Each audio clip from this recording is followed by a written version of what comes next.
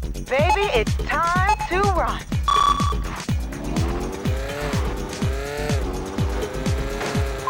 Hurry up, baby. Ain't about staying power. Smuggler's Run is a racing game that was developed by Angel Studios, published by Rockstar Games and released on the PS2 in October of 2000. Bulking up the launch lineup for the PlayStation 2, this off-road racer scored plenty of 7s and 8s out of 10 and also sold fairly well, eventually becoming part of Sony's greatest hits series. The premise for this title is a pretty great starting point for a game. You play as a nameless newcomer to a gang of smugglers who smuggle various cargo across the US border. I wouldn't say that there is any serious plot to the campaign. Sure, there is a bit of text and voiceover before each mission, but you won't really see any cutscenes or characters interact. We need you to pick up the cash, then exchange it for the secrets, and finally, drop them with the man. I'm not saying that the game deserves a lower rating because of this, I'm more saying that any attempt at narrative is more for a little bit of context rather than a thread for you to be invested in. Smuggler's Run plays very much like a launch title. All of the boxes are ticked in terms of what you'd expect from a game released alongside a console. The game really boils down to one concept that is used to show off the PS2's technical capability, and that one concept is, what if we created a game with a massive map and let the player drive across all sorts of terrain in one of those buggies? Now, the way they turn this concept into missions is by placing checkpoints all over this giant piece of land and tasking you with hitting all of these checkpoints in a timely manner. Most missions follow this formula. Occasionally, it does try to throw something different at you by having straight up races against opposing gangs, or a challenge in which you and your team of smugglers take on another team of smugglers in the first to pick up 5 packages. Regardless of the setup, everything relies on you driving towards a flare on the ground as quickly as possible. You don't have to use any different tactics at any point.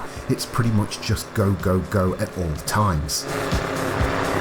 Get to the next checkpoint. So there's both good and bad that come with the simplicity of this title. The good is that you are never confused at all at what you need to do, the missions are very brief, and a good chunk of them can be completed by driving in a straight line, up hills and down valleys. The bad is that this gets old kind of fast.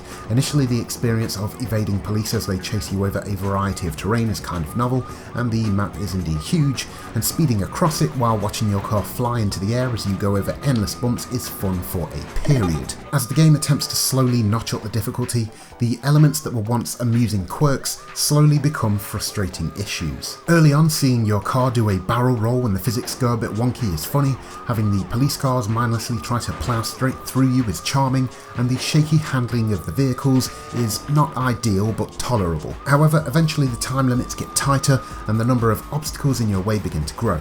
At this point, the physics become a hindrance and the enemies become annoying as they gang up on you like a bad game of bumper cars, and the handling will cost you that extra few seconds of time, meaning you'll have to restart the mission all over again. There are multiple cars to unlock and 3 different environments to race around in. However, I wouldn't say that any one of them is a great departure from the other. Smuggler's Run isn't so difficult that it becomes impossible to finish, but you won't really feel the need to stick it out and see it through because you know you're not going to be rewarded with anything different. As I said earlier, this plays very much like a launch title, so I don't want to be overly harsh because I'm sure that back in the year 2000 it was much more impressive from a technical perspective, making everything more endurable. You are under the jurisdiction of the U.S.-Canadian Border Patrol.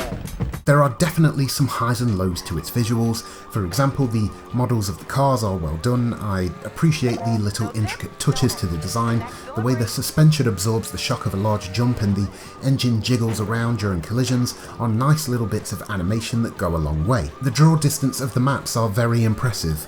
Although there is some minor pop-in of textures, you really do get a great sense of scale to the area that wasn't too common back then. On the downside, most of the textures are kind of flat. I imagine this was a technical choice to try and make sure that the frame rate didn't dip too much during high speeds, but the terrain, buildings, and even the occasional character model do stand out nowadays. Sonically, Smuggler's Run does everything it can to stay firmly in that launch title lane.